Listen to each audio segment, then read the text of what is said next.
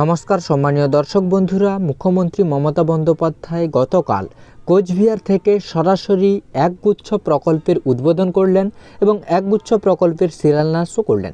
আজকের এই ভিডিও থেকে সেই তথ্য আমি আপনাদের দেব এবং মুখ্যমন্ত্রী মমতা বন্দ্যোপাধ্যায় কোচবিহার থেকে ডিসেম্বর মাসে অকাল বর্ষণে কৃষকদের নষ্ট হয়ে যাওয়া ফসলের ক্ষতিপূরণের টাকা, লক্ষ্মীর ভাণ্ডার প্রকল্পে নতুন আবেদনকারীদের টাকা, বৃদ্ধ ভাতা বিধবা ভাতা প্রকল্পের টাকা, যারা দুয়ারে সরকার ক্যাম্পে নতুন আবেদন করেছিলেন তাদের টাকা রাজ্যের মানবিক মুখ্যমন্ত্রী মাননীয় মমতা বন্দ্যোপাধ্যায় 1 ফেব্রুয়ারি মাসে উপভোক্তাদের অ্যাকাউন্টে সেই টাকা প্রদান করবেন এবং অকাল বর্ষণে ডিসেম্বর মাসে যে সমস্ত কৃষকদের চাষ নষ্ট হয়ে গিয়েছিল তাদের ফসলের ক্ষতিপূরণের টাকাও কিন্তু ফেব্রুয়ারি মাসে তাদের অ্যাকাউন্টে পাঠাবেন।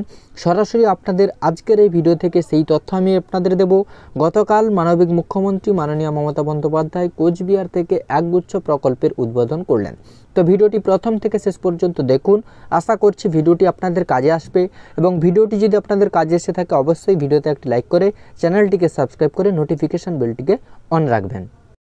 আজকে মনে রাখবেন 2,14,000 মানুষের কাছে সরাসরি পরিষেবা পৌঁছে যাবে তাদের ব্যাংক অ্যাকাউন্টের মধ্যে দিয়ে।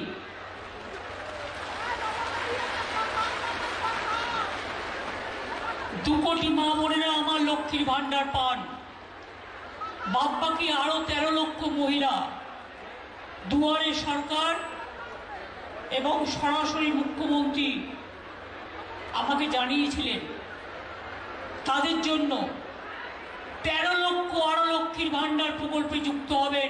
1 তারিখ থেকে টাকাটা ব্যাংকে ঢুকে যাবে।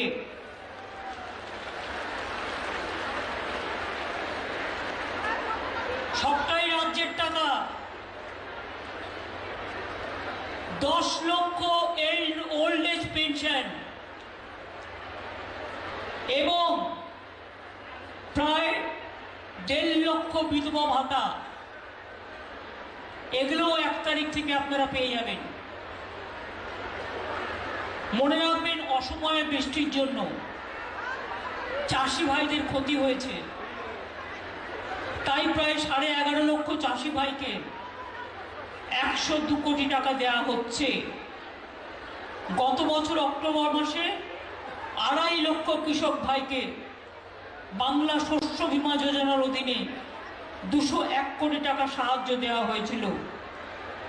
আর 2019 সালে বাংলায় যে শস্য বীমা যোজনা চালু হয়েছিল, প্রায় 98 লক্ষ কৃষককে 2,800 কোটি টাকা দেওয়া হয়েছে।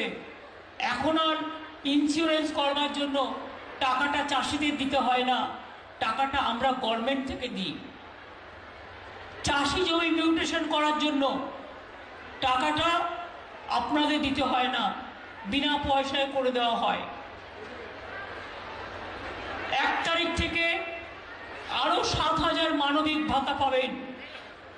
কন্যাশ্রী 85 ছিল, আরো 10 লক্ষ পাবেন, 95। রূপশ্রী, এই যে দেখলেন একটু মেয়ের বিয়ে হয়ে গেছে, আমি একটা বেনারসি দিলাম। বিয়েতে আমরা 25,000 টাকা করে দিই। যারা গরিব, যারা বিয়ের জন্য অসুবিধা হয় অ্যাপ্লাই করে, তাদেরও আমরা 25,000 টাকা করে দিই। আর কন্যাশ্রীর মেয়েরা পড়াশুনো করলে 18 বছর যখন হয়, যদি সে বিয়ে না করে পড়াশুনো করে, সে আলাদা 25,000 টাকা পায়, প্লাস কলেজে পায়, স্কুলে পায়, ইউনিভার্সিটিতে পায়।